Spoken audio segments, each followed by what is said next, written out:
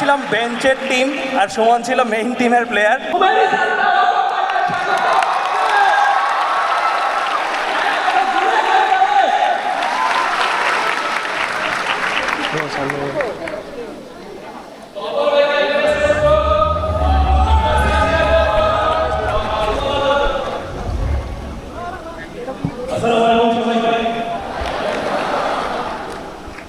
আমি সুমনের সাথে আমার অভিজ্ঞতা একটু শেয়ার করবো।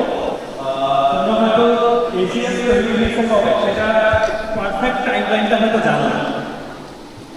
প্রথমত সাকিব যখন আমাদের এসিএস ভার্সিটি 21 ব্যাচটা আসে তখন ফিজিক্সে আমার আগে কিন্তু সুমনের প্রায়োরিটিটা ছিল।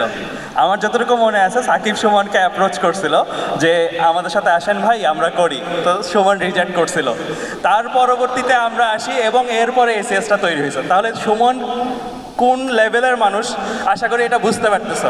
মানে সুমন, আমরা ছিলাম বেঞ্চের টিম আর সুমন ছিল মেইন টিমের প্লেয়ার। সো ও চলে যাওয়াতে আমাদের সুযোগ হয়েছে।